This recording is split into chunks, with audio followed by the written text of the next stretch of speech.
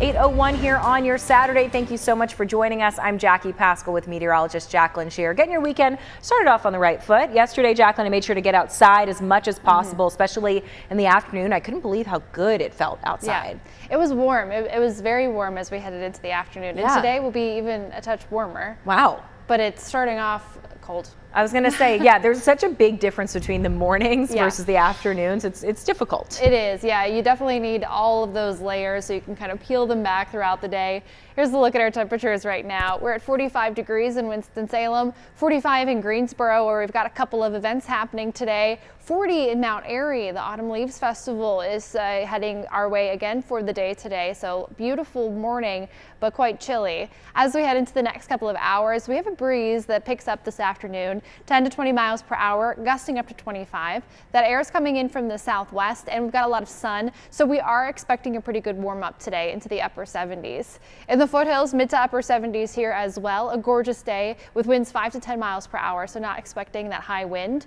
And in the mountains, upper 60s with winds 10 to 20 miles per hour, gusting up to 25. Today and tomorrow, beautiful weekend days. Overnight, we could see some showers in the mountains tonight, but most of us won't see rain until Sunday night into Monday. Perhaps the rumble of thunder. That's coming with the cold front heading our way, and that means that our temperatures are dropping next week. We're talking about frost possible in the Triad. We're talking about a hard freeze possible in the mountains. We'll lay it out coming up when I see you next. Well, the Raleigh community is still reeling this morning over the shooting that left 5 people dead. This happened on Thursday evening along a neighborhood's quiet streets on a popular walking trail as well. Police say a 15-year-old boy shot and killed 2 people in the neighborhood before going to the Neuse River Greenway, killing 3 more people there, wounding 2 others as well. Our Raleigh NBC affiliate WRAL is identifying that shooter as Austin Thompson, and police say the teenage shooter spent hours dodging officers before being taken into custody. The latest update on Thompson that we've gotten is that he is in critical condition at a hospital. Authorities say they have not determined the motive for these shootings. Yesterday, Wake County's district attorney announced plans to charge the teen as an adult. And the 5 people shot and killed in Raleigh range in age from 16 to 59. Chelsea Donovan with WRAL spoke with some of their family members who say they're just heartbroken. Flags fly at half-staff outside the Headingham community where the victims of the mass shooting and those that were injured called home. I was the one who found them. I came home and seen my neighbor laying on the ground. Tracy Howard found 59-year-old Marcel Gardner, who is fighting for her life at Wake Med. Then he found his wife, 52-year-old Nicole Connors. I seen her and the dog laying on this porch right here. You can see the bullets in the siding. Because he was a, bubbly, fun-loving person. She she knew everybody in the neighborhood. Just down the road, Mary Marshall, another victim, called her fiance when she heard gunshots Thursday afternoon. And said, "Hey, can you come home? Like, I hear gunshots. It's making me a little nervous. I'm heading back to the house."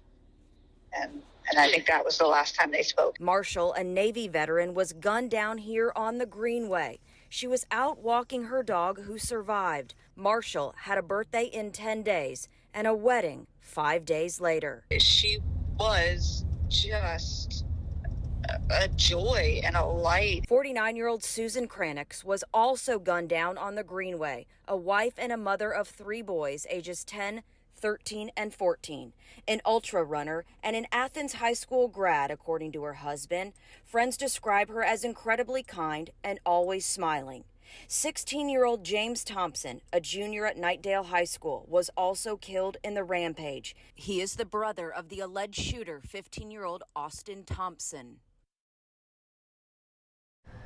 And neighbors are still trying to process the horrific violence as well. Our Louis Tran spent the day in the neighborhood where those 3 people were shot and killed. He says the mood yesterday was quiet and somber. One woman just a few houses down from where that shooting first happened says when she heard the gunshot, she immediately locked her door, grabbed her baby, and hid. Another man says he learned about the shooting when his next door neighbor came to check on him.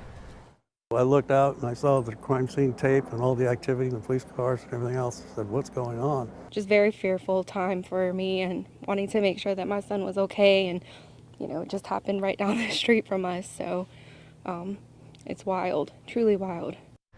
In response to those lives lost in Raleigh, President Joe Biden is calling on Congress to ban assault weapons. In a statement, the president says, quote, "Enough. We have grieved and prayed with too many families who have had to bear the terrible burden of these mass shootings. Too many families have had spouses, parents, and children taken from them forever."